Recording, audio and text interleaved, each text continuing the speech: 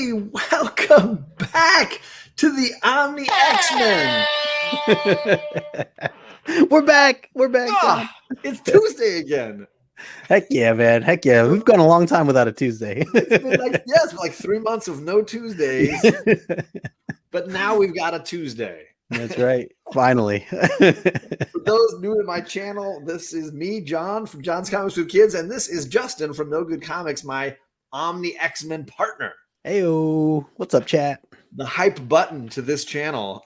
Yeah. Beep, beep, beep. Sometimes we won't use the button though. We just do the yeah, it's fun to just make the sound. Yeah. So Justin, how you been, man? It's been good, man. It's been pretty good. The summer went by super quick. I can't believe we're towards the end of September. It's nuts. But I've been doing a lot of reading. I know you have as well. I know we've both been very busy with a lot of different things, a lot of shows, a lot of fun stuff, hanging out with the community. But it's been going really good, and I'm excited to dive into season 2. I've had a lot of people reach out asking when we're starting this thing. Some people that have already started reading, and some people that are still catching up. So I think it's a good all around mix of friends that are with us. Well, yeah, so those that don't know, this is the Omni X-Men show where we are working our way through the Omnibus Chris Claremont collection of Uncanny X-Men, issue by issue. Spend a little time breaking it down, having some laughs, and enjoying these classic X-Men stories. You do not need to read or follow along. In fact, I've had plenty of friends who never read X-Men, but just come for the shenanigans because we really do break down the entire issue for you. So we can definitely fill you in on what's going on and the questions we've got and the things that we think about these issues. And then we do lots of fun games with trivia and just have a lot of fun guests hanging out with us. Totally. Yeah, good point. You definitely don't need to necessarily read the issues just to have a good time. You certainly can just join us. And we're going to have a lot of fun guests along the way, too, just like we did last season. Yeah, so we are already taking reservations. So if you want to be in on this second season of the Omni X-Men, certainly hit up Justin or I. And we're keeping a spreadsheet, try to get as many guests as we possibly can in here. But let's check the chat because I know we have some folks already hanging in the chat. Let's do it. White Tiger Comic Cartridges Collectible says Cowabunga fam. What is going on? I don't know if Ruben Guzman changed his I was going to say, it reminds me. It's got a Ruben vibe there. Yeah. We got Coach Vic excited to learn about some X-Men. And Vic and I were having a little conversation about the history of Malcolm X and Martin Luther King in the early creation of the X-Men. Sure. So definitely happy to have you here, my man, Vic. Welcome, Vic. I don't know this guy. Comics Kings. Good to have you here. And we are not Farouking around. Oh, Brandon. This is Brandon. No, you'll see Brandon on the show several times. If we make mistakes, he'll be around. He'll fill in where we need. That's right. We've got one of our winners from trivia last year, Ryan, the Magic Lasso. He says, why did Abercrombie hire Nightcrawler? He looks good in blue jeans. Wow. And yes, he's already dropping some Diana Ross and Supreme's comedy because that is just how Ryan rolls. Nice. We got another guest we had on the Omni X-Men. We got Alan from Climbing Comics. What is up, Alan? What's up, Alan? So good to see you, man. And let's see what else we got going on here. We got Perry with his weird pickle emoji thing he got going now. He's lurking. He's always lurking. Right? Diana Ross is probably holding up the entire show. Diva never starts on time. That's probably more this guy's fault. But, hey, we're just going to roll right through that. Justin's right here, but he's also got a link to his channel in the description down below. So if you want to subscribe to Justin, we are on his channel for the very first episode, reading issue 132. So if you want to make sure you're with us, you got to subscribe to both, hit the notification bell for both, and be there for us every Tuesday, breaking it all down. Yes, sir. And that's my daughter Kate singing in the background if you hear that. Nice. This is a very good question. If you guys don't know Chet I Knight, Chet is going to probably be in the chat soon enough, but he often is a really sought after guest on this show because he has incredible X knowledge and slabs. Yes, slabs. Incredible X slabs.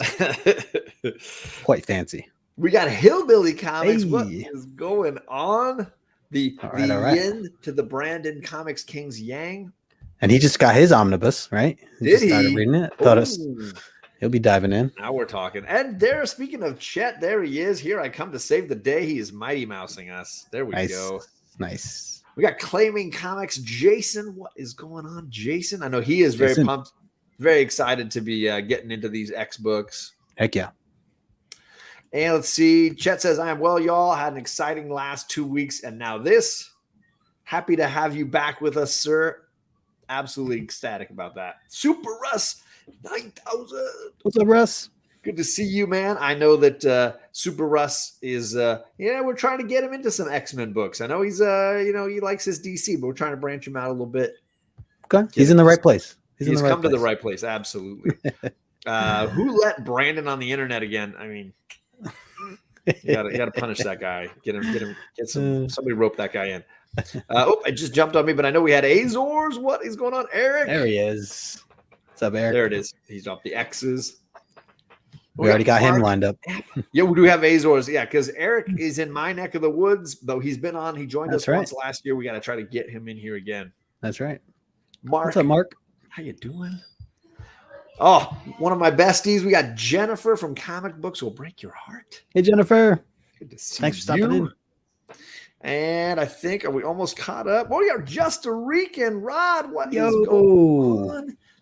He's probably live on his show, still doing his art. He's still doing some drawing. Lamer frame. That's right. So appreciate the sneaky subscription and notification bell watching. It's nice to look at X-Men books. Well, at least Perry, you're halfway there. Reading is the next step. We got to get Morbius back as well. Oh, my man Morb. Yes, right. Yeah, we had him last season. And dude, he just dropped. I just have to plug his thing here because he just dropped a hilarious video about a new invention he created. And I won't even spoil it, but if you guys missed it, go to his Instagram account. If you like a good laugh, he really went all out for this. So it was really, really good. Really well done. So nice job there, Morbius. Had to put that out there. It's already back ordered because I put my order in early and I got completely left behind in the dust because I saw the potential for this as a huge comic book device. And this is a life collection changing kind of deal. So it is. I really was upset to hear that it's caught up in that back ordering. Everything's hard to get problems these days. Very upset about that. Let's see. Scrolling down, we got Stay Puff. What is going on? We got the Savage Dragon logo going there. Nice. I dig it. That's your boy. Timo, what is going on? Good to see you, sir. I got to meet Darth Timo not too long ago at Terrificon. Ooh, got to say hi with him. I'm still dying to get back to a con. It's just so hard right now, mostly just because of money and schedules. But I'm hoping 2022 I'm going to be able to hit up some cons again. Heck yeah. Let's see here. His video could have been you. I mean, don't think we're not talking about that. No, Chad. Let's see. Oh, whoa! What is this? 8th period, Mrs. Connor's class. What are you talking about here? Get out of here! That's great. And I think we're almost all caught up here. Send John to MegaCon. We tried once, and COVID happened. So let's not play that gamble again. Yeah. That really did not go well. We blame John for all that, right? Good to see everybody. Yeah, thank you all for coming. Thanks for all for hanging out. Tonight is our kickoff spectacular. We're really just going to talk a little bit about what we did last season, look back at what went on, play some fun trivia games with each other, look ahead at what's coming up, and talk a little bit about our connection to X-Men and what this all means. You know? Yeah, we're changing up some things with the giveaways. We'll get into those details as well. So of course, you have an opportunity to win some things. So I'm looking forward to that too. Absolutely. And I believe you prepared a little something to kind of kick us off here. Are you ready? You ready to roll on that already? Yeah. So this was just a little bit of a recap from last season. So in case anybody missed it, these are all the key highlights. And I jokingly say that because there really were so many more than what I captured here. I was literally up till like 1 o'clock last night trying to pull all these that I could from YouTube, and then I was editing it later today. So I just tried to grab what I could. Obviously, there's a ton more. Maybe we'll do more of these kind of reels down the road, but this is kind of just the first one, that I had thrown together. So it's a lot of fun. You did this. Dude, I had a lot. It was a lot of fun. It was really nice to kind of. When I saw you were having some sort of floor one to join you, I was like, "Oh, do I do that?" And I was like, "No, I'll do it." So is that what are you drinking there? What is that? I've got a little Old Forester 1920, the Prohibition style. Very nice version. So never had that. I got it because it was one of the last bottles that Edwin did a review on, and I hadn't tried it. The Comic Jabroni did a review on this, and so I bought it for the event for him. So cheers to you all. Cheers to the X-Men fans joining us. Season 2, baby. Yeah, season 2. Very cool, man. All right, so we ready to fire this up? Okay. Yeah. I think so. So yeah, those that don't know, this you can get through the KnowGood Comics swag on Instagram. You can click and go through the link tree and get through over to his swag shop because it's worth getting. Sorry that I missed Old Wolf. I know. Tony. Cheers to you, my man, Tony. What up, Tony? Good to see you, brother. And let's see here. Did I miss? John was pissing girls off, dropping X-Men Omnis. Hey, parenting 101 is you get the job done, right? You get the job done. That's what Great video. And thanks to Comic Tom for sharing that because he shared it. And it was my Instagram went nuts for like a day and a half. It was like, what's happening? All right. So for those that just joined, Justin made this amazing video. I'm looking for it. I've never seen it. I've called it amazing, though I haven't seen it. So 5 minutes. So hang tight. It's 5 minutes. Here we go. I didn't realize I was going to be on tonight. I would have came up with a question. Yeah, right. TJ said the owl from Harry Potter. If you can't tell me the name of the owl, then I'm not going to give it to you. If you don't know the name of Harry Potter's owl, then you're out. TJ. I can't say I know. You don't know it? I was going to say Hooter. That's a great name for an owl. Yeah. I would think, right? I'd love to hear people calling it. Hooter!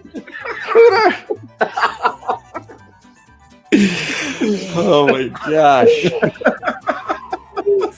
All right. We've broken chat. We broke him. Sorry. Internet, I apologize. All right. This is how you're starting. So here, get the Farouk out of here. We got we have this. This is our first full vision here of Amal Farouk, aka the Shadow King. Starjammers, bitch. Boom. And you got to be happy when Chode comes back. Yeah. So we've seen Nightcrawler use this image altering tool from the Stark Corporation. So now he's pretending to be Xavier. I don't know where the wheelchair came from, but he got a prop. And then he goes about basically taunting his stepbrother and goading him into just destroying this facility. It's pretty phenomenal. That's a really great point about the prop. I didn't even question that until now. They have it's a castle. There's wheelchairs everywhere. Yeah, I guess that works for me. Throw it into the oddities category. And then Black Tom saying, "Something's wrong here. I thought you said he was a The fact that Juggernaut, it's his stepbrother, he's like, it's definitely him. I'm going to pound the daylights out of this guy, even though he's flipping and jumping over me. Like, he doesn't question it all. No questioning it. Just going to lay into him. And he gets in the plane, right? All this stuff he's done. He gets in the plane, and Nightcrawler says, "So the prodigal mutant returns. What made you change your mind, Sunfire? Sunfire, afraid to go home alone?" And then he's like, "My reasons are nobody's business but my own, misfit. You would do well to remember that." And I'm like, firstly, I know that Nightcrawler's being a little funny and being a little snippy about it, but like, it's a legit question. The way you give him his voice, by the way, makes me picture the bad guy in Dodgeball. That's what I was doing. Right? It's like totally like Nobody makes I was definitely doing that was my Ben Stiller and dodgeball impression. That's hilarious that you picked that up. Oh my god. That's great. Where do they keep this gun? Yeah, I don't know. Or Is did this- she bring it? Is this her gun that she brought from home? I think she Or brought is this gun? They don't explain it, right? All we do is we just met her a second ago. She was just talking to the team. The beast attacks, and then here she comes barreling in. Well, if Sonic Blast will do no good, here's let's see how young Kelpie fares against close range machine gun fire. And she just lays into this guy. It's amazing. Yeah, I thought this was phenomenal. She pulled it out of her prison wallet. Yeah, but I'm just happy to have more chode. Yep. Probably chod, like Todd. But, you know. I don't know. There's an apostrophe. It just messes the whole thing up. Lasso says, sorry, but Kitty Pryde goes through a lot of phases. Boom, chi. Yikes. Lasso's my favorite. He's my Lasso's on fire tonight. this guy breaks in, and Angus Worter. Worter. Angus McWhorter. There you And go. do we remember him? You guys remember him from that other issue? Spec alert. Like, I've been collecting this guy's first appearances for years. This is the guy. Exactly what I'm thinking. I would not want a Farouk with this guy. This setup, man. I hate being in this corner. What's going on, everybody? Happy Tuesday yet again. We are. My bad, John. Were you not I right? didn't even know you were clicking live. My bad. No, Magic Lasso. Yeah, they do. You're right. It's Angus McSquirter. Oh It's God, it's not Angus. It's Angus McSquirter. we're gonna get a R rating on us next time. By the way, this show is not for children. Yeah. Yeah, I want to say too, John. I don't know how to say this. Chod, chod. That's all I got. you get it now. Oh my god, that's so good. Like, oh, my face hurts from smiling so hard. Wow. So if you watch that and you're like, I don't know what this is, this show might not be for you. Yeah, exactly. However, for these people, that's kind of who this show is for. You are our target audience. Absolutely. So Justin, wow. How great those moments are, just awesome, right? I'm so glad that is you need to post that as its own video sometime. Just I think I could do that. Season 1 highlights. I could throw it on Instagram later or Oh something. my gosh. I saw someone saying they like the music. You like the little background music? Yeah, it was like a little Super Mario almost. yeah. Yeah, the return of Chode and McSquirter. Love you too, Rod, man. Love you too. Chet was like, in the beginning, that first clip with Chet, I remember he was laughing so hard. I just started laughing because of how hard he was laughing. And he and I just went off the rails. And you're like, okay, we lost Chet. We broke him. Yeah. We broke him. That was so funny. Thank you for dropping that link. Yes. Next episode is on Justin's channel, the official first episode of the season. So make sure you're subscribed and hit those notification bells across both channels. Heck yeah. Oh my gosh. Okay, Jackson Roy Kirk come in. Oh, yep. I quoted you, but I didn't tag you. Thank you for being here. Definitely one of our champion trivia folks. Heck yeah. Good to see you, brother. I mean, we peaked. I don't know where we're going for the rest of this episode, but there's nothing else. There's nothing else. Oh, dude, I was crying. I can't wait to go back and look at this our reactions because Oh my god, I fell So over at one point.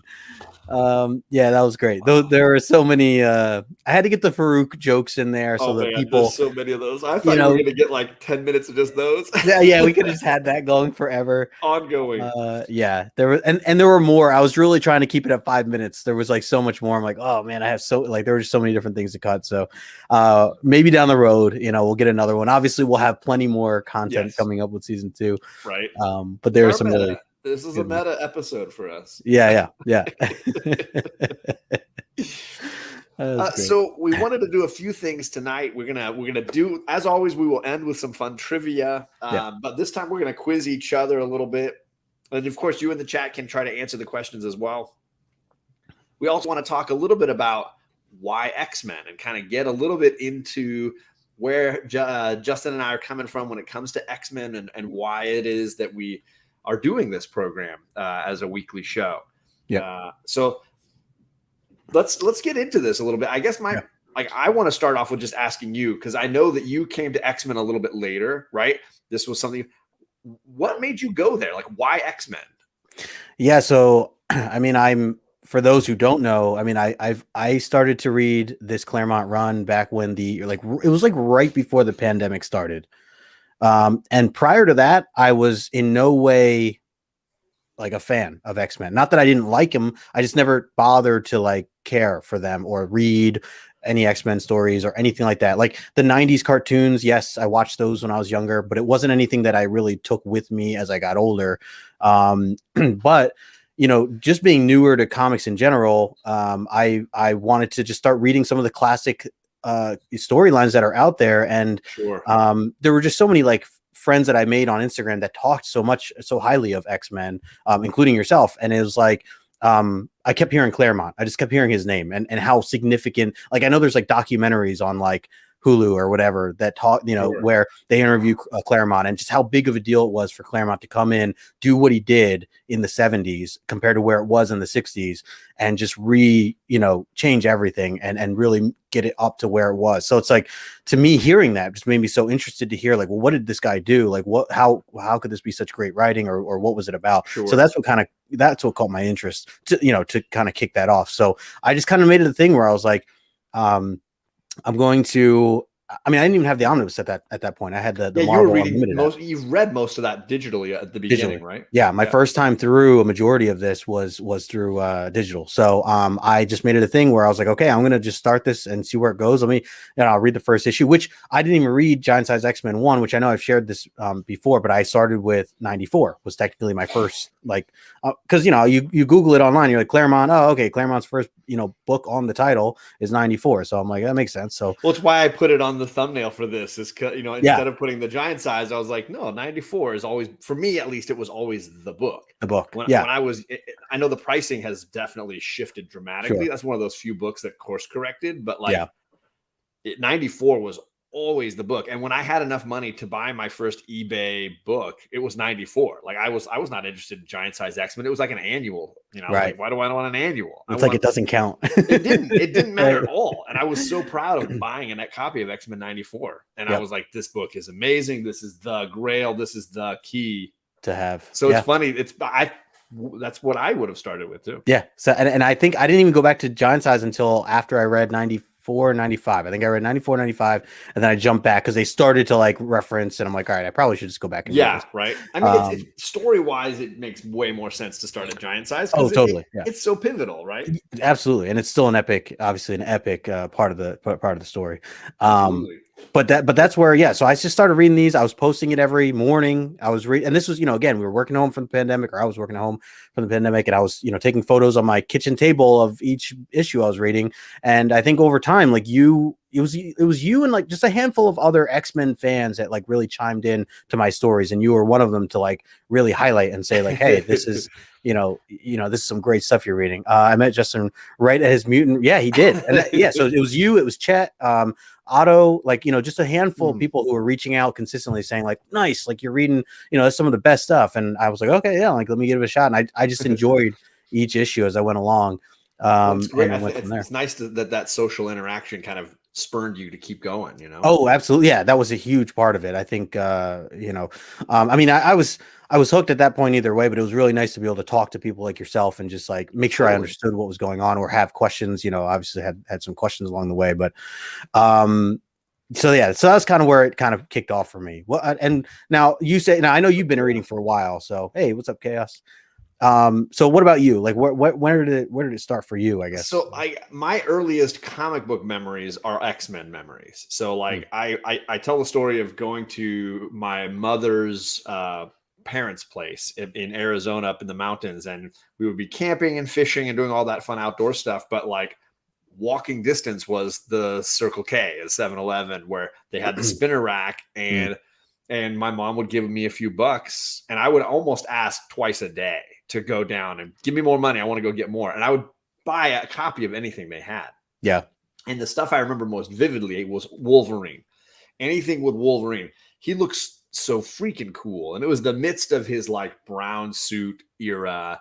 And I was just like, anything with this guy on it is, this guy's cool. And it's all bloody and he's fighting Sabretooth, and everything was just X-Men for me. So I was reading, the run of X-Men at the time was early 200s issues, which is still one of my favorite eras of X-Men. And then they had classic X-Men on the shelf at the same time. And those were when they basically took Claremont's run and were reprinting it with added pages from newer artists at the back to sort of like fill out the story. And you could go back and read the whole. So I was buying classic X-Men and current X-Men, and anything with Wolverine on the cover, really. If he showed up in an issue of Punisher War Journal, I was like, I've got to read that. That's the next thing. Yep. So it was, Azor's totally, it was Wolverine all day. Like I was very obsessed with that character. As a kid, I was just like, it's bloody, it's violent. I'm like, let's do it. Yeah.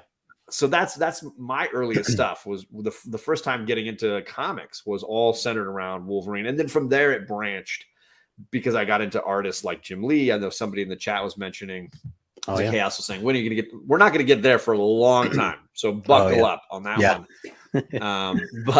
But like, I find an artist like Jim Lee, and then I want to see what else he's done. And I want to give, and whenever I see his art on things. So my earliest memories were all those Wolverine. The Marvel Comics Presents with Wolverine, any of that kind of stuff was where I was going. Nice. Very cool.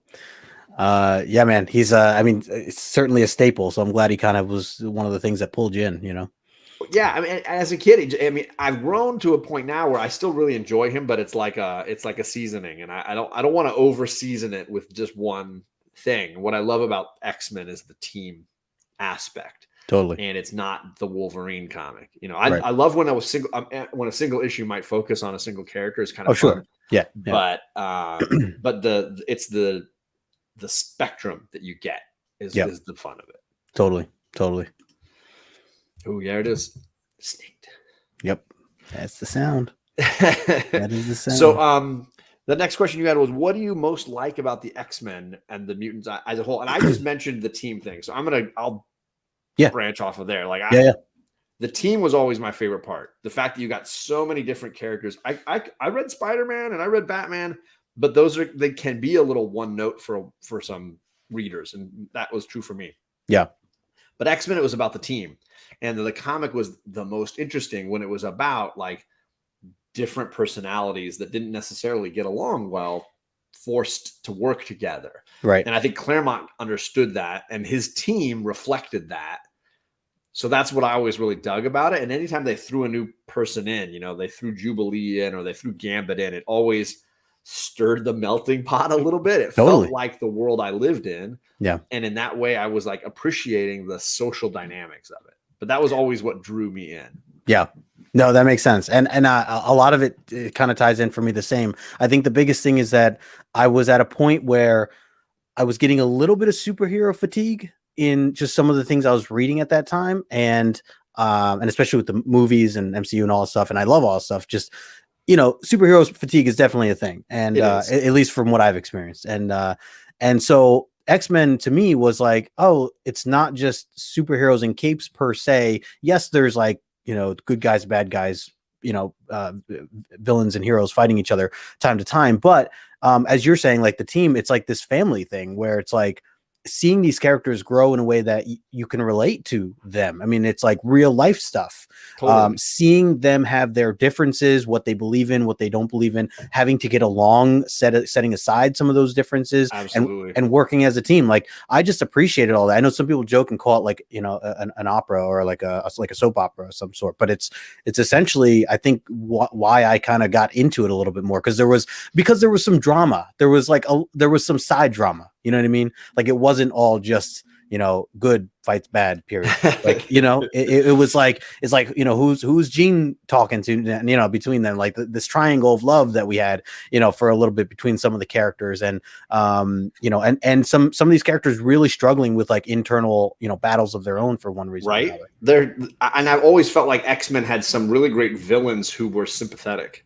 You know, I think Magneto has become this wonderfully sympathetic villain, and Apocalypse, all the way through what Hickman's been doing, has become an interestingly sympathetic villain. Versus, you know, which reminds me of like Sinestro, my all-time favorite villain. I think there's those villains that have deeper layers.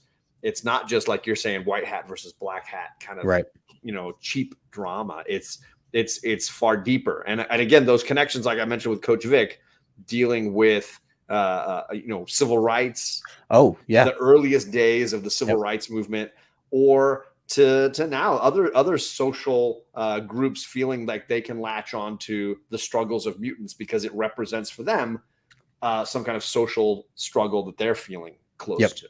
Yeah, I mean, it's very, I mean, some of the stories that we've read can tie in very closely to real life stuff that we live in today's world and society.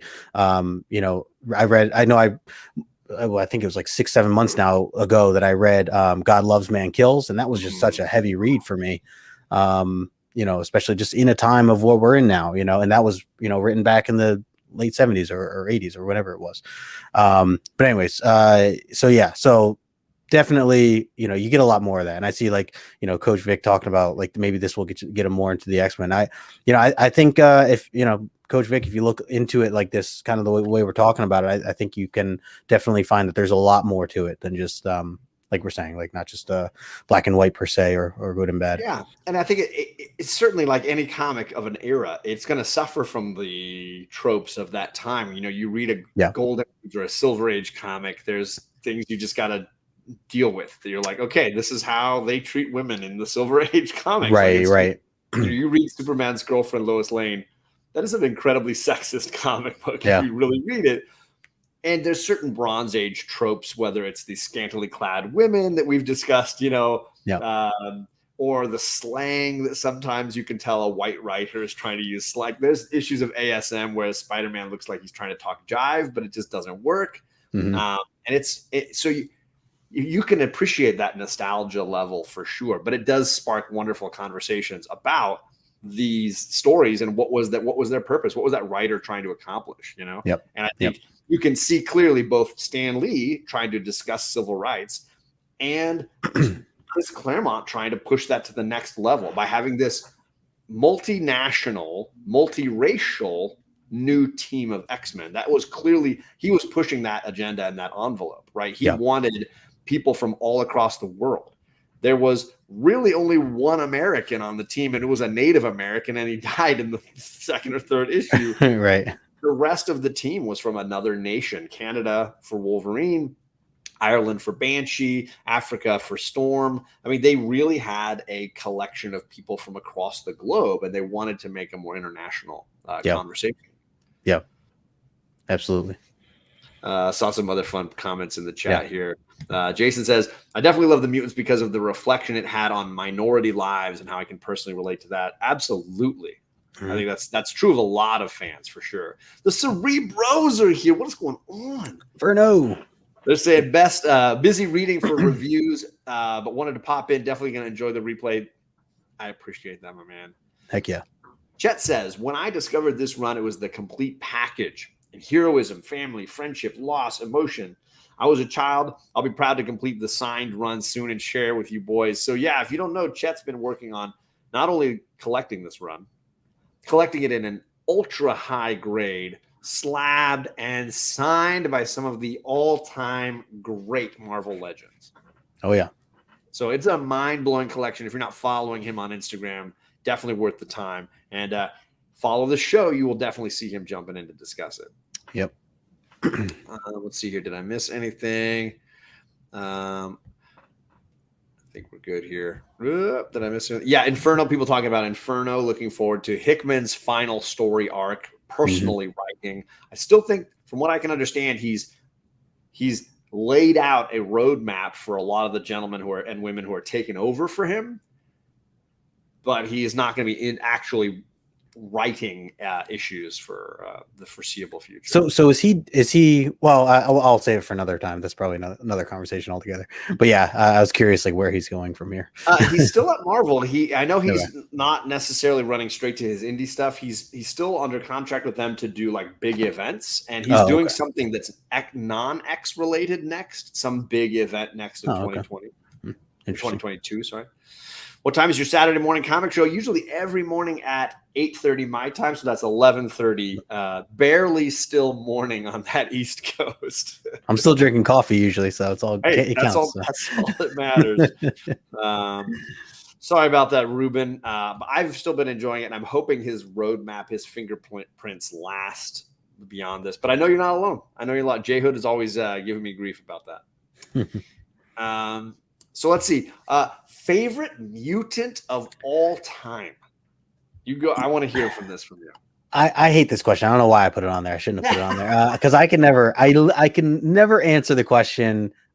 The problem is I think it's because I'm so new. I consider myself still so young with the knowledge or lack thereof that I have of mutants in general and who exists. Who doesn't exist? Who I don't know exists yet, I should say. I feel like I'm still, especially reading some of the newer stuff, I'm stumbling across newer mutants all the time. That's true of me too. I mean, I feel like I have a big gap between like mid 90s to mid 2000s where I did not read. And there's a ton of new mutant characters that everybody's like, oh yeah, you don't know about Marrow? How do you not know about Marrow? Right.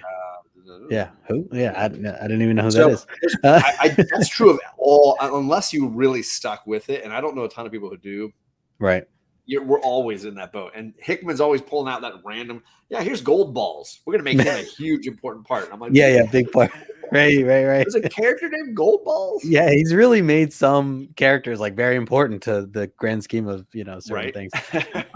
But yeah, I just feel like I don't have, I guess the same experience as someone like yourself who has read through the years and has really developed a connection with certain characters. I mean, I have what I have to go off of. And so because of that, I do feel like I jump around all the time, which maybe you still do too, jump around, when it comes to a question like this. But for me, at least for now, and this is when I do find myself always going to when someone does ask me this. I'll say this name and I'll probably say 4 other names after, but I'm going to go with Storm. I think, and we've talked about, our feelings on Storm in general on the show before, but like, just love her character as a whole, everything from her actual powers that she has, to who she is as an individual, the leadership that she brings to the table, and the confidence and who she is as a woman, an independent woman, and really bringing that to the team, and then especially being written in an older time, as we talked about. But I just she's badass all around, and I think that she's certainly a leader in my eyes for any X-Men team of teams that are ever put together. So that's always kind of my go-to. And then I rattle off names like Colossus and Magneto and Wolverine, and, but you guys get it. What about you? In the chat too. Oh yeah.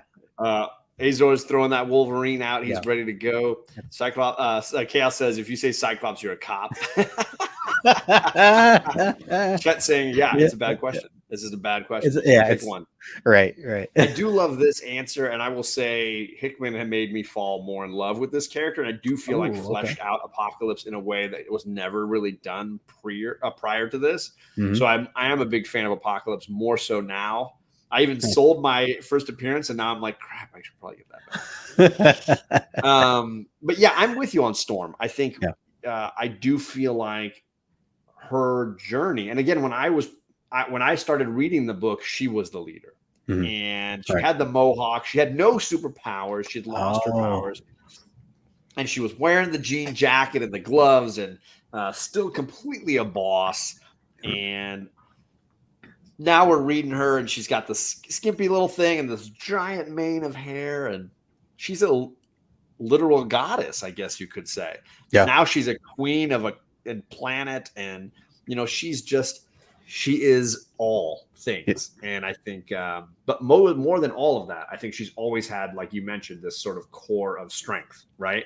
Yeah. And whether you're reading her as the wife of the Black Panther in some of those great Black Panther arcs, I really love that Jason Aaron did a 3-issue Black Panther storyline with her and him. And it was during the Secret Invasion storyline where Skrulls were trying to invade Earth, and they had been pretending to be a lot of our main hero characters for a long time. We just didn't know it. They try to invade Wakanda, and the storyline's called, I think it's called "Come to Wakanda and Die," and it's all about how the Wakandans basically are like, "Yeah, bring it, bring your stupid Skrull army to our country," and it's really Aurora and T'Challa just throwing down with these Skrulls, and it's amazing. It's just I'll have to 3 check issues. that out. Yeah, There's I love Jason Aaron. So. Oh my gosh, Jason Aaron writes the daylights out of it. One of the covers is great because it's like black and it's clearly Storm and Black Panther, but with Skrull faces. It's really creepy. Nice. But yeah, I've always felt like she had this amazing like tenacity. And I think that's just one of my favorite qualities. And of course, yeah, you mentioned Magneto and Apocalypse as another great example of villains that I think are way more than just the guy in the black hat. Yeah, there's a ton of that stuff out there, but Magneto and Apocalypse are just rarities, I think. Yeah, agreed. And people mentioning Sync, which I think is a really cool thing. So for you, I don't know if you've read much with Sync. No. He has the ability to mimic anybody else's mutant powers if he's close enough to them, like if he's in proximity. Okay. Right. So he can get himself in sync with another mutant and then mimic their ability. He is part of the current X-Men team, the one that just launched this summer. Oh, okay. All right. It's really cool though. He can like be nearby to Cyclops and then fire the blasts and like it's a really cool character. Yeah, he's from St. Louis. That's He's cool. really, really a different kind of fun character. He went into the vault with X-23. I remember when they were going in. Yeah. I remember seeing that. Okay. Really cool. Yep. I do agree with this. Yes. I think that absolutely made Apocalypse even better. I need to finish reading that. Tell Justin to read the current X-Men run issues 18 and 19. There's a lot of reading this guy does. I think catching up on current X-Men is a chore in and of itself. But he's also reading all these great indies. He's reading issues of this and making slideshows with me every other week. I respect the challenge. Now I'm a DC guy. It's crazy. Yeah, it's crazy. Something wrong with it now. Yeah. Phoenix and Dazzler, also really great characters. And totally great. We did so those that didn't watch last season, we got all the way from Giant Size through issue 131.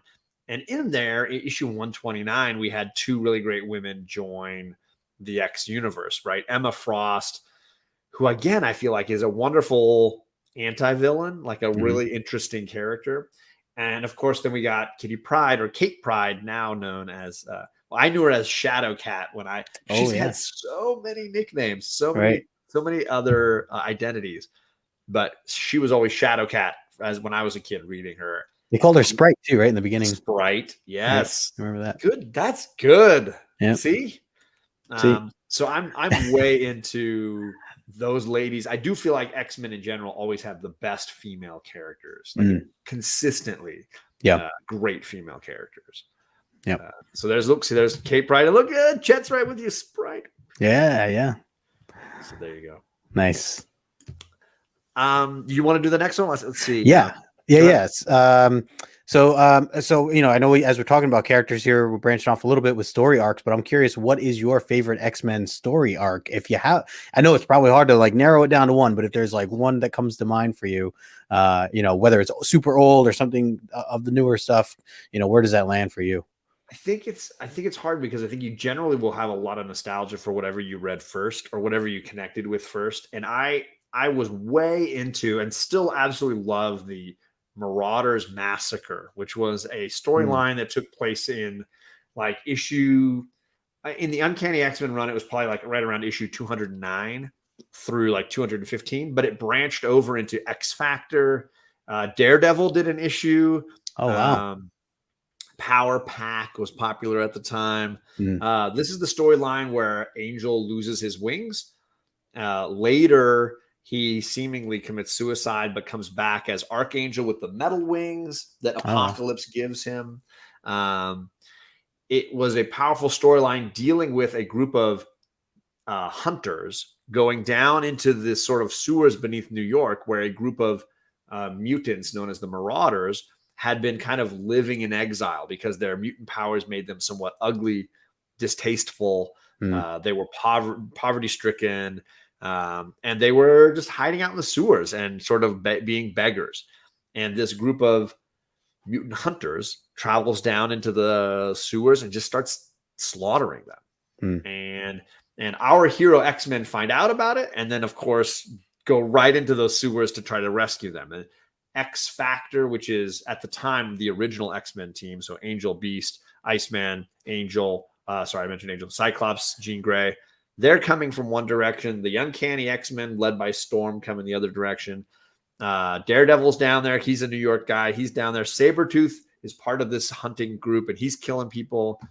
And across like 3 issues, Wolverine and Sabretooth throw down. And it is epic. Bloody, violent. Psylocke, Betsy Braddock, is like helping him out in this battle. So I thought the Marauders Massacre was amazing because I felt connected to these characters being persecuted and hunted for nothing. And I loved that the X-Men were coming to their rescue when nobody else was. I loved the fight with Wolverine and Sabretooth. So the Marauders Massacre always stuck with me as just like amazing. Now I will admit, as great as it is, and I know Chet's with me on that one. Yeah, New Mutants was part of it. My biggest complaint is that a villain that I like, Sabretooth, gets basically his ass handed to him like 4 times. Like every character, everybody gets a chance to beat up Sabretooth. He doesn't win at all. Like Daredevil beats him up, X Factor beats him up, Wolverine beats him up. He does come off as a bit of a loser. He's the dummy. Because he's such a boss. To see heroes defeat him is like, oh, wow, good job. Those heroes are strong. So that story meant a lot to me. And I still really look back with a ton of fondness for that event. And it was not an event because none of the books had like Massacre Part 5, Part 7. You just had to pick up the issues and know what went next and what to read next. There was no like code key to any of it. Right. If you were reading Uncanny X-Men, you'd get 1 bit. If you were reading X Factor, you'd get 1 bit. But when you started piecing them together in order, you'd be like, oh, whoa. So Angel shows up here. Angel might get caught in one issue, pinned to the wall in the next, lose his wings in a different one, be rescued. He was rescued by Thor. I think Thor shows up and rescues him. You just got to like know where things are going on. So it was a different kind of event that Marvel doesn't really do anymore. Sabretooth jumped into an ass whooping. Fact. He gets it, but they're really great ass whoopings.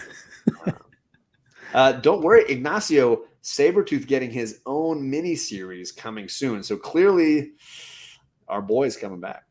Yeah, I was wondering what was going to happen with him. I that stuff I know, and him getting dismissed the way he was. Yes. I'm like, isn't he supposed to be like this like main character, not anymore. They gave us a few years of break, but yeah, very excited for that. Yeah, I'm like, that's one way to write a character off for a while. Right. Burying him under the island. Yeah. All right, so then you've read definitely some of the Hickman run. You've read some of this early Claremont run. Do you have a storyline that's been impactful for you? Oh man, it's so tough because it's again like just this, I guess the lack of, or only having so many that I've really chosen from. But I will say the ones I've read, I feel like are probably the top level of most X-Men fans, choices, and that would be between Days of Future Past, which I think is probably my number 1, and then Dark Phoenix Saga. I think that has to be like a 1A, 1B. And as someone new, like I love what Hickman did with House of X, Powers of 10, that was another one. So as my more modern self kind of to say, I would highlight that as well. And especially for anyone new who's like, wow, out of all of these, which would I start with? I mean, that Hickman one is probably very safe to just jump right into, even if you are brand new to X-Men. But yeah, I mean, Days of Future Past, I think, has to be the number one thing. I know you and I have talked. I mean, I know we're coming up on that issue. We are. We will read it. It's in this second omnibus, so that's going to be very exciting. It's amazing. You're spot on as far as like what an iconic two. It's amazing that those just 2 issues. Oh yeah, could be so revered in Claremont's like 200 issue run that we're talking that these 2 issues could be so. And yeah, they're just absolute touch. They made an entire X movie out of these 2 issues. Yeah, and John Byrne is on the team there with this whole thing, and I mean, this season 2 is such an exciting time to really be diving into this stuff, and I just like the futuristic vibe that it gets, the post-apocalyptic, like I like that stuff. Yeah, and it's very dark. It's you can see like it gets more mature as we're getting through, some of these issues now as we get higher in number. It gets more mature and like you said, like darker. So and I know this will technically be you and me our second time breaking it down coming up, because we did it once with Alec. The 3 of us during one of your weekly breakdowns, probably a year ago or so, probably more than that now. But I can't wait to talk about it again, because that's definitely just to reread. I'm looking forward to it. And you mentioned Dark Phoenix Saga. We are technically right in the midst of that event. Yeah, and I'm excited to kind of get to the culmination of that storyline. But it's just iconic, right? I mean, it is the storyline that I think most people look at as the greatest one. Oh yeah.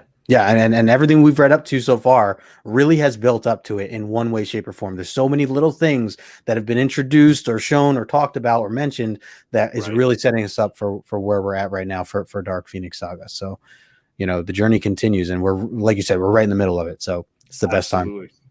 Yeah. The chat mentioned, Chet was talking about, has anybody read the Trial of Magneto? I love the original Trial. So I was very pumped for this. It's 2 issues in. I thought they were great issues, huge twists and turns.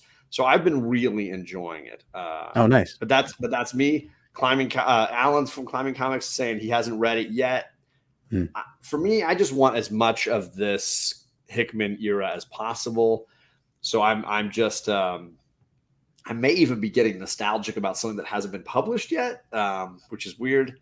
But really enjoying it. Can I ask you then, I mean, do you think the Hickman run as a whole, do you think that's something that you'll look back on years from now and be like, that's just one of my favorite runs? Like, do you think that this is up there for you in terms of like, I know it's a lot of content, and there's a lot of story arcs, but like generally the direction that Hickman took everything. Yeah.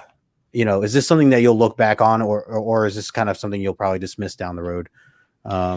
And God Loves Man Kills. Yeah, Jason. Totally. Oh, here's the thing, I've mentioned this a few times on other shows. I feel like what Hickman's doing, I don't know that it's ever been done in the history of comics. Right? One writer coming in, crafting an event, writing a few issues each month, but managing and sort of being an editorial staff of his own, managing an entire fleet of comic book writers and artists each month over the course of several years to tell a sort of cohesive within comic books storyline. I can't think of this ever having been done.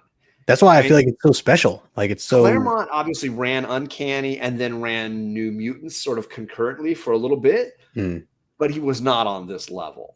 Right. And he was not overseeing everybody else doing any mutant book at the time. Right.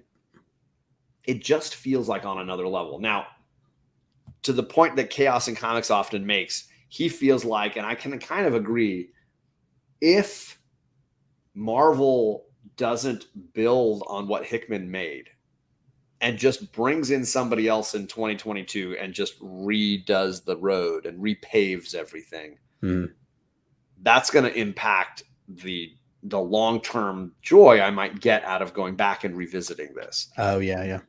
Hickman said he had 3 arcs planned. and that he's really only done the first arc, and that the staff of writers never wanted to move on. They were enjoying arc number 1. Wow. And that he has laid out for all of them what the 3 arcs will be. And that he's like, do you guys want to move on to arc 3? And they were like, no, we're still enjoying this first arc. Wow. And now he's moving on. The question becomes, will Marvel make sure that they follow into the 2nd and 3rd arcs at some point? Right. If they just throw it all away and make this one thing, I think it will be disappointing. Yeah. And it will impact the long-term joy of it. Sure. If they bring him back to consistently like push the field goal, the goalposts a little further each time. Yeah. That's going to end up adding to something that I think will be easily worthy, if not even like surpassing Claremont in some ways, just in the idea that he was willing to say all this other stuff came before, but we're going to wipe that away to do something new, which is exactly what Claremont did. He's like, yeah, everything Stan Lee did stands, but I want to go this way. And it had a huge impact. It was very brave. Yeah. So I'm hopeful that this kind of stuff happens. I haven't heard any guarantee that that's what he's doing. I know he's still promised to Marvel to do big events, but not necessarily saying what those events will be and will they be X-Men related. That makes sense. If they are, I'm going to be ecstatic. Yeah. And the truth is he's only writing 1 issue a month for the most part. And he was then writing, events when they would come up. But even Trini Howard was doing X of Swords or 10 of Swords. So like he wasn't writing as much individual issues. He was overseeing it. The majority. Is he going to continue to oversee it? It doesn't sound like it. Right. I don't know. It's interesting. Yeah. Seriously jumped into the fabric of X-Men and created greatness from greatness. So there you go. Which is, again, I think the same thing people said about Claremont. Right? Wow. He jumped into what Stan Lee had created. He jumped in there and was like, you know what? Let's use the recipe you've got, but I'm going to create a new dish out of this. It was cool. Yeah.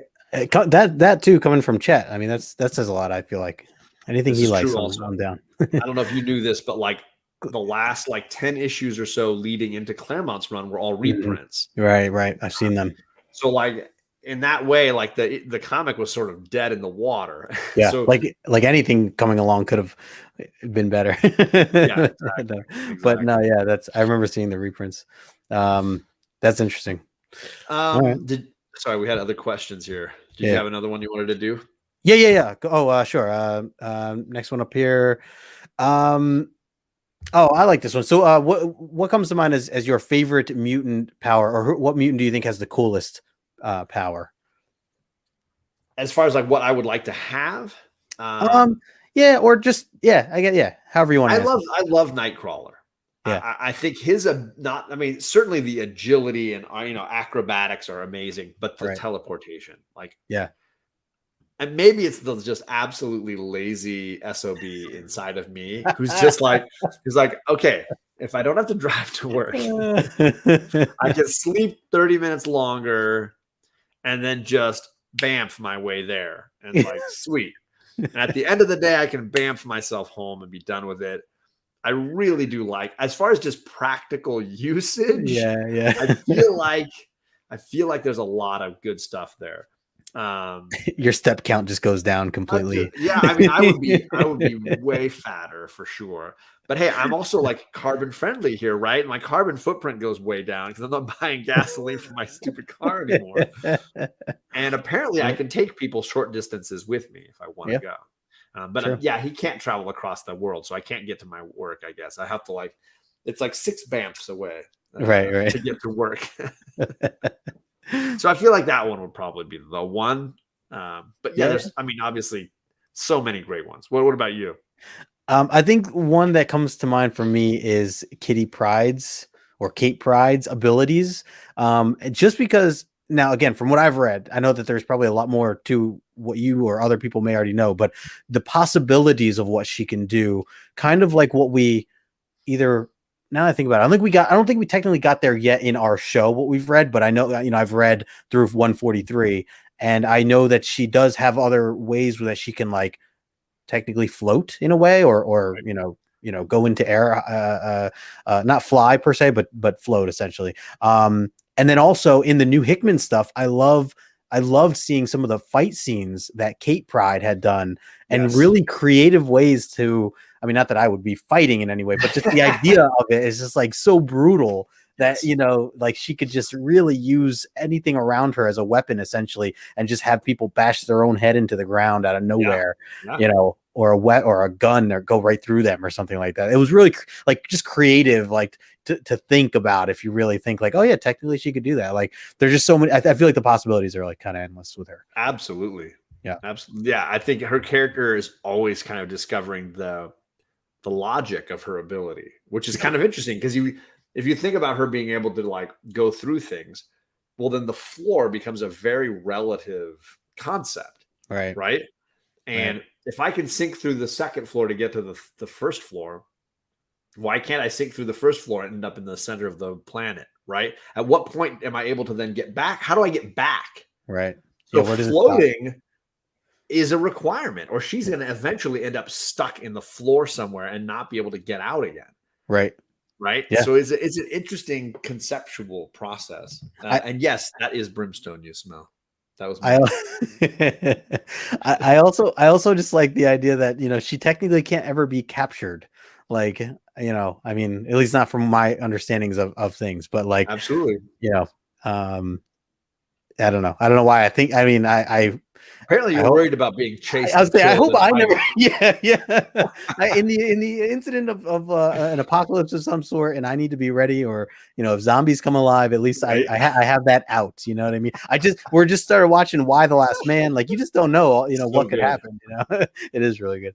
But yeah, so maybe that's where my head's at. I'm just like, just in case I have this backup. Survive. Yes. Hey, with the world we're living in, it's probably the best choice you can make. Yeah, exactly. She could phase a planet. Now we're really getting out there. I mean, that would be the Omega level version of her abilities, right? Right. Yep. Yes, she has had. I'd say all through the Hickman run, they've been using her. Marauders. You can even look into the Fantastic Four and the X-Men storyline if you haven't read that. 4 issues. The Dodsons were I remember seeing that. Yeah. And Kitty Pryde had a great part to play in there. Okay. I totally agree. Let's see here. We got one more question left. Yeah. Okay, you want to go with that one? Yeah, sure. So what was your, if you have one, what was your favorite issue from last season? Just the books that we read. It's hard. I mean, there was a bunch of great ones. I'm very nostalgic for issue 95. Which is the Death of Thunderbird issue. And it might just be that I've read it so many times as a kid. I've read that. I read the classic X-Men version of that probably more than almost any other, just because I was like, dude, they killed the guy. Like it's so rare, right, in comic books for a character to legitimately die. Yeah. And I was like, they killed this guy. And I was like, wow, what an issue. And not only like also really great action, lots of things going on, great character stuff, characters making bad choices and then dealing with those bad choices. Yeah. The impact of that issue obviously carrying on long beyond. So yeah, I'm very nostalgic for 95. And then obviously Chet, big fan. He says that was my first appearance on Omni X-Men. There you go. So if Chet ever becomes CGC'd, or if our show ever becomes CGC'd, then it would say Chet's first. We're going to encase him. Yeah. I believe he's never come back. Now he had is it a brother or a cousin who came in later on, right? But I don't believe they ever brought him back. Yeah, as far as I know. Very rare for a comic book character to not come back. And what about for you? I'm going to go out on a limb here a little bit because, like you said, there are just a ton. But to me, this issue stands out to me in just the experience that I had breaking it down with you. And I want to say Chet was with us when we talked about this issue, but it was one that I hadn't read. And I read Giant Size X-Men 1 all the way through 143. So I'm like, when we first got into this, I'm like, oh, cool. Like I kind of familiarized with this first, omnibus that we're going to read, but I was caught off guard when we had to read King Size Annual issue number 3 for X-Men. So to me, it was a nice little change of pace where I'm like, ooh, ooh, I don't know what happens yet. Like I'm gonna have to kind of this is me going into it for the first time, and I know we're gonna have that. I'll have that come up again this season. I was gonna say, because not only are we gonna go past where 143. you stopped, Yeah, but we have there's other. and I'll go out at the very end. I'll go through which issues will be in this current season, because there are a bunch of issues outside of Uncanny X-Men included as well. But I totally agree. And a bunch of these I think I've never read before as well. Nice. Yeah. So that, and I see Chet said he first guessed 111, which 111 is definitely, I've talked highly about that book as well. But just trying to go a little out extra on a limb here for this. I wanted to say that annual 3 definitely took me by surprise, because and I said this during our breakdown, but like it was a movie. It was like, I mean, we had 3 chapters. 3 different like segments of what was going on, and this guy Archon landing on Earth and beating up Jarvis over at the Avengers mansion, randomly, and then you get the guys training, back at the Danger Room and that whole thing, and then they all go off onto Archon's world through these arrows, and there's just this whole thing. Oh, and I should note, I will say I legitimately went and purchased a copy off eBay after that show. Nice. Because I was like, you know what? It's in that first Omni. I need to own this. It needs to be something in the collection. So yeah, absolutely. Yes. And George Perez goodness, Jackson Roy Kirk. Good call. Good call, Roy Kirk. And the other thing I wrote in my notes that is that as a reminder to mention is one of the other big things. And I don't know if this is CGC worthy, but it probably should be. This is the first time that Colossus rides on a green dragon. So in case you guys did not read that issue, you certainly should. So much now, right? That's what it's like. Man, remember that first time? Is kind of a big deal. Right, exactly. It's fun that we both picked books that I don't think are like the big books. Right. Yeah. We're not talking about 101, right? The first Phoenix or 129 Emma, which I think 129 Emma and it's up there too. And Kitty Pryde would have been definitely top 5 in that first omnibus as far as a really good read and a key. It just doesn't happen, I feel like, enough. Right. But that's cool. That's cool. I like that. Yeah. All right. Did we get them all? Yeah. Okay. So those are the kind of the interview questions to kind of get to know us a little more and where we stand with X-Men. Totally. But we have some trivia. We have some fun trivia. So we like to end our Omni X-Men shows with a little bit of trivia, and you in the chat can certainly try to answer. But I'm gonna get the chat off so I can't see it. Okay. Good call. And then I can ask my questions, and you can ask yours, and I won't be cheating in the chat. But certainly in the chat, you can definitely try to guess the answers for these questions. But here we go. Biggest night of trivia. I'm just saying, be ready.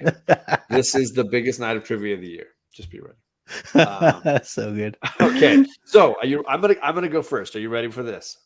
Yeah. Let me. Do you want a funny question or do you want a serious, legitimate question? Let's start with a funny one. Okay. Go easy here first. I'm gonna be horrible with this. I just know it. One of my favorite moments last year was the use of a sound effect that Spider-Man recognized in a particular episode. So say the sound effect because I know you know it. Flying. Now like, the question, I know that noise. Spider-Man recognizes a noise that Arcade's capturing machine makes when it captures people for his nefarious deeds. My question is, how do you spell it? Oh, God. Damn it. So I'm asking Justin to spell a sound effect. How do you spell this sound effect? And I've loaded the picture where Spider-Man says it. So I can show it for you when you get it. So it's funny. This was a scene that I almost put into our little highlight reel that I stumbled across. I'm gonna just guess because I know I want to say it starts with an S. I want to say it's SFLAANNG. Oh, you're so close. So there it is. FLANNG. You had one extra Oh letter. man, that's not bad. That's not bad. Yes. So now you've all learned, how do you spell slang? That's great. That's great. Yeah, the A. I'm thinking like slang, like long term. That's There great. you go. Love it. That was my comedic question for you. Solid. Did anybody get it? Chet threw in a bunch of extra letters, but he does have them in the correct order, much like yourself. Okay. All right. So there you go. How do you spell slang? I love onomatopoeia, right? That's the sound for how do you write a sound. Yep. Right. Very entertaining. That was the clip, by the way. You were talking about onomatopoeias. You're like, and you like, we're just highlighting that, like, what, you know, the importance of that, or the I don't know, just the highlight of what that was. It was really funny. So good. Okay, you got one. Yeah. All right. So hide your chat. Yeah, I'm sorry. I think it's off. Yeah, brand. I got the branding on. There you go. Let's see. So I don't know if any of mine are necessarily. Oh, I do have. All right, so I have one funny one, two more serious. Okay, let's do a serious one then. Okay. Name one character. Okay. That Misty Knight pulls her Saturday night special out on. I know I got this one. Okay.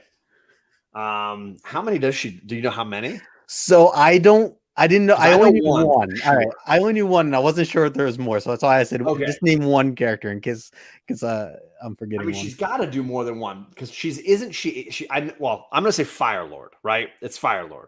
Is ding, the ding, one. Ding. Yep. That's it. She that's pulls the one. Yeah. She pulls a 6-shooter on a Galactus. One of the herald, one of the heralds of Galactus. The ex-heralds. Yeah. This but was she's also in Japan, though, right? Doesn't she whip that out against like Sunfire and his crew? So that's why, I see in the chat now. I do see some people putting Sunfire and some people putting Firelord, but yeah, the one I had written down initially was Firelord. She's not Vic, but she shows up a bunch. She's friends with Jean Grey, and they share an apartment together in one story arc, and then. When the X-Men are kidnapped to deal with cosmic drama or whatever, she whips out a pistol and tries to throw down with Firelord. And she's like so confident and just like, oh back the F off. Like, you know, it's like, yeah. And you could legitimately see Firelord probably going, maybe not a good choice. I'm not gonna do this. The answer is not Diana Ross. Jay Nunya is here. What is up, Jay? What's up, Jay? Coach Vic, a great question. By the way. Coach Vic, if you get a chance, go to issue 106. Technically, is where it like starts off with that scene. Or if you wanted to read 105, just to kind of get the context of it first, you could do that. But 106 is like the splash page when you first open it. You'll see her with the Saturday night special that John has deemed, up against Firelord. So coming out of issue 101, Vic, where we see Jean Grey die and sort of reborn as the Phoenix character, she ends up in a hospital for an extended stay, and that's when Misty kind of comes in as a caregiver and then eventually a roommate for her, and then appears in a couple of storylines throughout this first omnibus. Yep, he says he's downloading it now. There you go. Nice. He's doing it. There you go. Very nice. So 101 is where you see Jean transform, and then a few issues after she's in the hospital, and then on like Justin's saying. Yep. Okay, I'm gonna put the branding back up, and I'll do one for you. Yep. Okay. Ooh, this is a great one that was asked earlier in the chat. Which issue is the one that first has the word uncanny on the title of the comic? Because at the beginning of Claremont's run, it's just called X-Men, right? And then now in Omnibus Volume 2, it's all uncanny. So during that first Omnibus, which issue is the first one to actually be called Uncanny X-Men? I am like 99% sure that it is 114. Boom! He got it. He got it right here. So awesome. So I remember when I bought 114, it stands out to me even more so because I use little I take an index card and I'll write on the back of it and just put what the significance of it was or where I bought it from or whatever. And one extra thing that I wrote on that, and it's why it stands out so much, is because not only writing that's the first one, but also that I have a Jay Hood told him. That's how he got the answer. oh yeah. I have a what do you call it? The Mark Jeweller's insert in that particular issue. What? You have this issue with a Mark Jeweler insert? Yeah.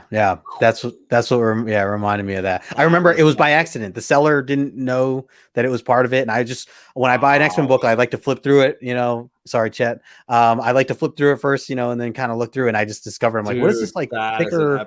I just got my very first Mark Jeweler Uncanny X-Men just last year. Oh, nice. And I was like, wow, just to have one was amazing. But have it on a book like that? Yeah, it was cool. Mind blowing. And shout out to Captain Comics, because Captain sent that to me. He's like, oh, I got a ton. I got one for you. Nice. That's nice of him. Amazing. Very cool. Wow. So great job. Yes. So X-Men yes. 114 and chat. Looked like the chat knows it. Everybody's got it. Even Jason with his dyslexia, he's got it. We'll give it to you, Jason. Very nice. We're giving it to you. Everybody's got it. Very nice. There you go. You got a Mark Jeweler. All I have is a 9.6 standing. Chris, look at you. Get out of here, Chad. Why you got to shame? Don't shame. Oh goodness. All right. So I got the branding back up for your second question. Whatever you want to do. All right, second question here. We'll go with a little bit more of a funnier one. How many minutes did it take Eric the Red to build the Stargate in issue 105? How many minutes, John? How many minutes? Oh, I should know this. I almost choked on that whiskey. Wow. Such a good question. So for those that don't know, that same issue with Misty Knight whipping out her gun on Firelord, we have Eric the Red creating an interdimensional portal on the roof of their apartment in record time. Alone, by himself, this guy builds a trans-dimensional portal without Eric Selvig of the Avengers movies. On his own, builds this thing. But it is a shockingly low. It's in the minutes. It's not even in hours. I want to say, 25 minutes. Oh, no, man. Come on. He's way faster than that, man. What is it? 10 minutes. 10 minutes. Oh my gosh. 10 minutes. And they know it. Holy crap. Look at this chat. They were all way closer than me. Wow. Yeah, it was hilarious when we discussed that issue and we were like, yeah, that should have been a scene. I forgot about it till later. I was like, oh, that could have been the clip. Built an interdimensional portal in 10 minutes. Yep. I can't build a Lego set. Yeah. Like, what is this guy doing? Maybe she's there. You look at your singing lyrics for us. Love it. You guys can't build a portal in 9. You guys act like we can't build a portal in 9. I can't. Yeah, come on. We don't have it. But we're not Eric the Red. Clearly, that's the true. That's the flaw. All right, this last one is a genuine trivia question that I researched a little bit on. Okay. And I think you'll get a portion of it. The question is, how many of the 7 points can you get? All right. Okay. All right. So the previous omnibus started with the iconic giant size X-Men #1, which boasts not just first appearances, but lots of things, right? How many of these 7 key firsts can you name? From giant size X-Men #1. Okay. Key firsts. So I'm going to start with characters. Yes, do that because there are a number. I'll give you the number of characters if you want. Okay. No. That's no. Okay. So we're going to go with Storm. Yep. Colossus. Yes. Nightcrawler. Got it. Is Ileana Rasputin? Yes. Right? Most people forget Colossus's sister. Yes. First appearance. Is what's the guy that died? Why can't I know his name now? You're doing so great. You've already got more than half. It'll come to me. So those are 4. Yes. God, I keep having Firelord's name in my head. Trying to think of the guy's name that that died. I'm trying to think the other significances though, because I know. So like I don't. Well, so you're saying first, so it's not like Wolverine's second appearance. That's not one of them. No, then, it's not right? Wolverine. Yeah. Okay. But there is a Wolverine element here. Mm. There is a Wolverine first. It's just not his first appearance or second appearance or third appearance or fourth appearance. It's technically like, I don't know how you count it. Yeah. All right, do you want me to give you the other guy? Yeah. Well, yeah. What the heck's his name? I can't. Thunderbird. God. So that's the other Firelord first appearance, right? 5 first appearances. And Okay. there's 2 other firsts. Man, and one of them is being something with a Wolverine, huh? Yeah. I really should know this. I mean, I know I've written it down before when I got my copy. And put that index. For those that are guests for the first time watching, we usually end with a little graphic breaking down the prices and all the key elements, or at least things that we found interesting about that one issue. So if you ever want to know, you can scroll back through season 1 and be like, hey, what's important about issue 97? Mm-hmm. Click on it, scroll to the end, and see the little graphic where we've got some info for you. Yep. Yeah. All right. I'm going to give up on the last. You've done really well so far. So it's the first time you hear the snicked sound effect. Oh, the claw popping, wow. Snicked Wolverine sound effect, which does not happen in the Incredible Hulk 3 issues. Wow. Okay. Yeah. All right. Would not have gotten that one. Yeah. Okay. And the last one is the first appearance of a place. Of Krakoa? It is the first appearance of the island of Krakoa. I'm like, New York? Is it Brooklyn? Manhattan. Earth. So okay. good. I forgot about Krakoa. Cool. All right. So the first appearance of the island of Krakoa right there. Look, Chet's got it. Chet's knows what's up. Let me open the chat. See? It feels extra good to know I have that issue now. Yeah. So huge things happening for the very first time in that issue. It is giant size for a reason, which is one of the things I love about Planet Size X-Men that they launched earlier this year in the Hickman run. It is legitimately worthy of the title Planet Size. They colonized a planet, and that will forever be true. So there you go. Nice. Snick snacked. Look at the chat going crazy. I love it. Swang. Great question from Coach Vic. He said, "When did the last issue? What is the last issue of this omnibus?" So the first, let's run through the first Omni right here. Wait, I have one more question for you, John. Sorry. Yeah, there's another question. Well, then we'll get into this Omni and the last Omni, and we'll log off here. Sorry. Last question for you. Let me get off the chat. Sorry, let me get on the branding here. Oh yeah. Okay. All right. I am looking for 2 answers here. 2. Name Proteus's weaknesses. Okay.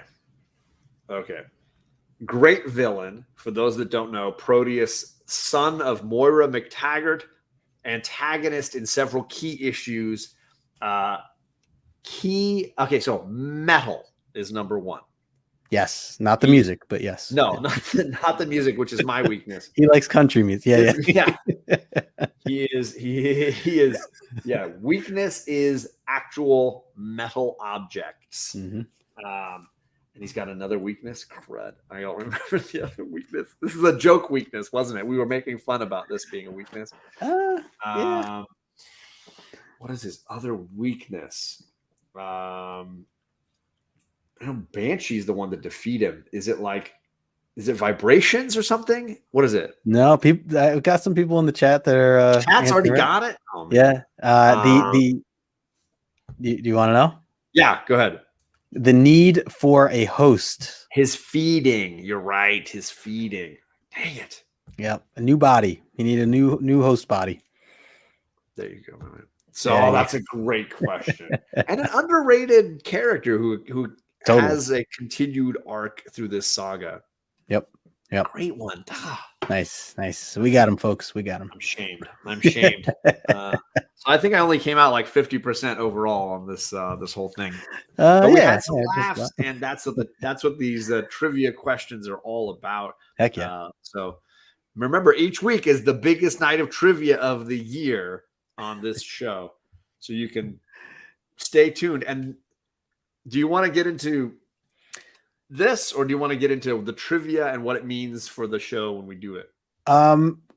let's talk about the book real quick, and Okay. then we'll just mention. Yeah, then we can go into our giveaways and how to win. So Omnibus Volume 1 is giant size X-Men all the way through 131. And it includes that annual that that Justin was mentioning earlier, giant size annual 3. That's what the original Omnibus Volume 1 had in it. A great collector's item. And there's several editions of it. In fact, my LCS still has 2 of the volume number 1 on their shelves for sale. Here is volume number 2. And volume number 2, I should probably just read it off my phone because I've actually typed it all up at this point, is a beauty and is technically issues 132 through 153. But it also includes several other great key issues, including King Size Annual 4, Avengers Annual 10, first appearance of Rogue. Nice. King Size Annual 5, and then 4 issues of Marvel Fanfare. Marvel Fanfare 1, 2, 3, and 4, which have X-Men story arcs in them that are kind of pivotal to where they were chronologically.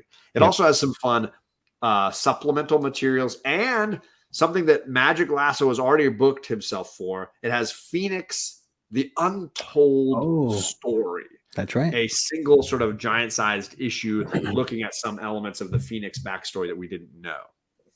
That's what's included in this current volume that Justin was just showing. I don't know why I'm holding mine up. You were just doing it so well.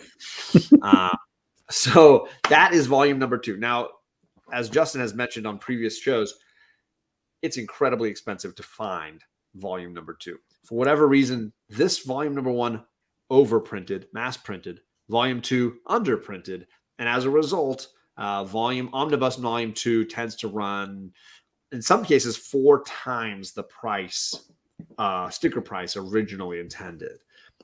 So it may be difficult to find for a reasonable price volume number 2.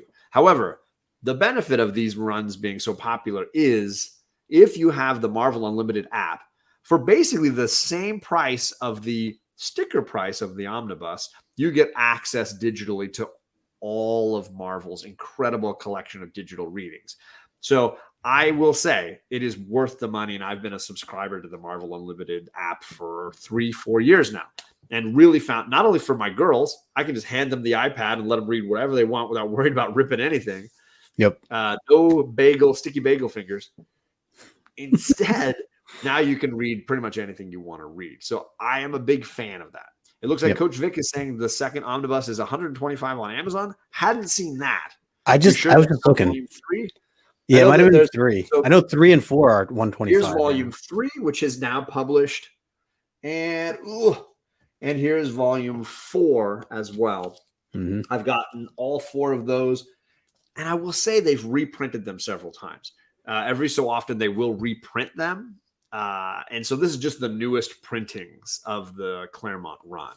So you can definitely find them, again and again being reprinted. If you wait long enough, they'll reprint them for sure. Yeah. Currently, they've printed 4. They have not printed the 5th volume. Volume 4 ends 193, and then some of the annuals that go after. So it ends with this issue that's on here on the cover. I'm really looking forward to volume 5 because I want to get those issues that we talked about a bunch tonight, those 200s, those early 200s that I'm a big fan of. So, and I'm very new to those too, so I'm very excited for that. That would be the 5th. Again, we're trying to do a season of this show for each omnibus. I'm clearly buckled up for 4 years of this. Justin, we have a contract for 4 years with John. Yeah, I'm in. Justin just knows that that's why I'm buying his swag. I'm trying to make sure he's happy and that we keep Justin. He's helping me. Yeah, keep it going. Keep him going on this. Yeah, totally. So there you go. Those are the issues included here in this volume, and you can for sure read along that Marvel app. Follow us along. If you have the issues or you have the classic X-Men issues, you can certainly read along that way as well. A lot of good stuff in there. Yep, absolutely. All right, you ready to talk trivia and giveaways? Because we Yeah. gave away a ton of stuff last time. We really did. We really did. And I saw Chet in the chat there saying that he's down to give a slab again. Which is this news season. to me. So That's very news, yeah. excited. You know, Chet only has the highest quality slabs, some Yeah. banger books. Yep. And the boy who had 7, friend of mine, got the slab last time, and That's it's right. a beauty. Yeah, absolutely. So to mention last season, we had 2 main giveaways that we were doing. John had a mystery box that you could win, set by his point system. And it's all based on trivia. So at the end of each episode, you know, we have questions similar to what we did tonight, but the chat answers, and based on how quickly you answer them, or how funny of an answer you give, you can get a certain amount of points and so on and so forth. So that's what we did last season. And again, John's was a mystery box focused around X-Men, and it was cool because you could kind of gear it towards whoever you were sending it to, and I'm add in gonna a few do extras. that again. I'm gonna make a mystery box. I'm gonna cater it to whoever wins. So the winner, I'm going to ask you some questions. I'm going to piece together what you like and what you have already. Yep. And find a way to give you some things that you don't have yet. Just like Magic Lasso, I gave him the prize last year. Yep. And then, so for me last year, I actually had raffled this off. So this is the volume 2, which actually Jackson Roy Kirk was the winner of, and he was kind enough to donate it to John's show, John and JP's Comic Gories show, which I think is incredibly awesome and kind of you, Roy Kirk. So that is still, I know as you figure out like who is going to be determined to win that, that's still a thing for whoever will win that. I'm going to save that for a really special Comic Gories where I can make sure that somebody at home wins something epic. Yeah. Because it's a grail. Even if you don't love the X-Men, you could turn around and post that on eBay and sell it for enough money to buy a grail comic at this point. Yeah. And then the other thing is, so this year or this season for me, what I'm going to do for a giveaway, I wanted to change it up a little bit, and I wanted to help support friends from the Instagram community that I had made friends with from now over probably 2 years now that I've known this gentleman. He goes by the name Nickolas Lane, Nickolas Lane 77 over on Instagram. I'll actually drop his link in the chat momentarily. But the thing I want to highlight here. And it's not done yet. I can. Oh yeah. So I'm not giving this particular art away. Let me clarify. Not giving this art away, but I'm going to, whoever wins at the end of the season, I will have a commission piece done, or have him do a commission piece for the winner. And it'll be, more focused on the Omni X-Men. Maybe we'll have a banner in the corner, something fun that is, signaled to be part of this show and part of the memories that we have from this. So, and then on top of that, it helps him as an artist, and the money that'll go to him. So I just figure it's a win-win all around. And anybody who's interested in just getting a commission from him directly, you can certainly do that. But this is just an example piece of some of the art that he's done. Let me just angle it there a little bit there. So yeah, Hellfire Club. You got Emma Frost here. This awesome chair that she's in, the queen that she is, and just absolutely stunning stuff. I've shown this on my channel before. I've posted this in the past. I have several pieces from Nickolas now at this point. And anytime I want X-Men, I go to him. I actually just had a Harley Quinn and Punchline duo pieces that were actually like twice this size, that also came in. But just love his artwork. I mean, it really stands out to me. So I just thought it'd be a cool way to kind of, again, highlight the artist, and then also have somebody take a piece home with them. And again, we'll have a brand, I might have it say like Omni X-Men across the top or something fun, that'll tie in. So this is his Instagram. Perfect. If you don't know, Nickolas Lane 77. Yep. You can see he's got the boom boom and is that cannonball, I think, icon. And here's some of the pieces that he's got posted there on his Instagram. If you're looking for him directly, that's the Instagram that you're looking for if you want to check him out. Yeah. So that's going to be the main my main piece of the giveaway, amongst other things. I know, John, last time we gave away a bunch of things.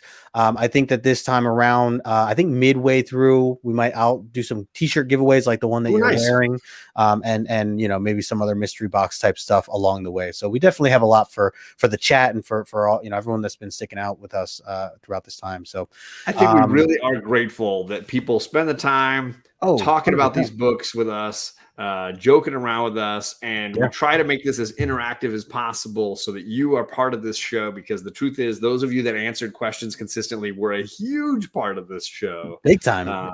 If no one was there. We only had Magic Lasso on the show once at the very end. Yeah. But his presence, Ryan was a part of the show start to finish, and really made this something special. And of course, we could throw Chet and Climbing Comics and Claiming Comics and Azores, and we could throw everybody in here that was on the chat constantly part of the show.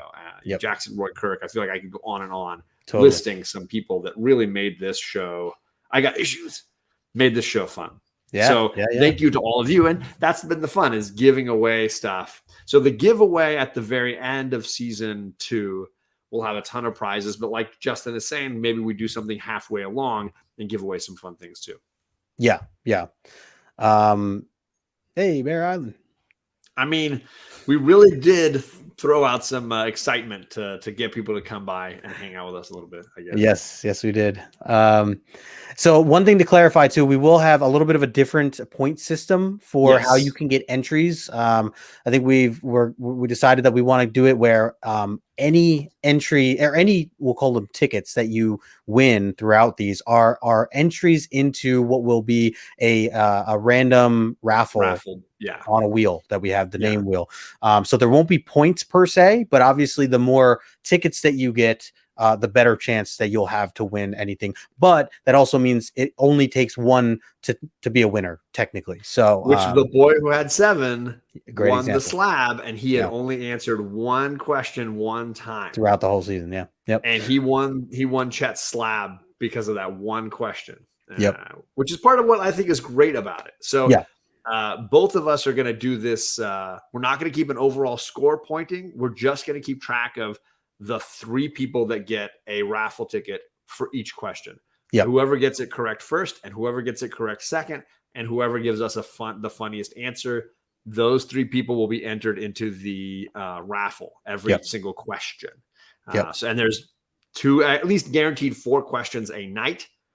Based on the previous episode. So that means 12 people get tickets each, or 12 tickets are given out each episode. That's a lot of opportunities. So and yes, if we didn't clarify, that's definitely if you're watching the replay, it's all based on the prior issue. So if you're new or if you haven't seen them, you can get all the answers if you just go back and watch the previous one, and then you have all the answers. All of you who watch the show, who hang out with us, who pay attention to it, or read the books, whatever. And then or those of you that just hang out and want to say something funny. And we reward that as well. And we appreciate that you take the time to hang out with us, because you could do a lot of things on a Tuesday night, like read your new DC comics. It's true. But you're hanging out with us, and that means a bunch. Totally. Yep. We appreciate all you guys and gals. Absolutely. So that's it for us for tonight. We have finished the show off. This is the kickoff show. Next week, issue 132. We're on KnowGood Comics channel, the first breakdown episode of the year. Then we have a quick 1 week we have to take off, and then we'll be back on my channel for 133 in 3 weeks. So it's all happening. The show is back. We're happy to have you here. The link for Justin's channel is down below in the description of this video. It's also been dropped in the chat by some homies. So make sure you are subscribed, that you've hit the notification bell, and you are back here at 9 p.m. Eastern next Tuesday. On Justin's channel for that. Anything else, Justin, going on that you want to make sure people are aware of in the next week? No, I mean, just stay tuned. I mean, like I said, we'll have a lot of we'll announce some stuff if there's any updates or anything, but definitely, just join us on my channel next week. I'm sure we'll post about it. If you guys missed the promo videos that John and I did, the IG reel / TikTok videos, you certainly should go check those out. They were a lot of fun to kind of put together. Credit to you, John, because you came up with the idea. I love the direction that we went with those, and appreciate your daughters really stepping in, as well as my kids, my 2 dogs. I have really I have a 2-minute outtake reel that I'm dropping later tonight. Oh, so nice. be ready for some outtakes. So I will upload this 5-minute one at some point too. So that'll be that's got to be available for those that just caught the end, like Adam from Bear Island Comics. Yeah, we started tonight off with this great highlight reel of last season. Very well put together by Justin. So you can definitely click to the beginning and rewatch that if you missed out on it. My cheeks still hurt because I was smiling. I'm going to absolutely watch that later with my wife. You definitely got it. She doesn't watch my channel, but I'll make her watch this. So. Yeah. I made Lindsay watch too. I was like, you got to watch this. she has some watch. And for those of you reading along, you've got 1 week. Check out issue 132 and then and be ready to talk it up with us next week. Yes, sir. All right. Thanks again, everybody. Good night, everybody, and we appreciate you coming by.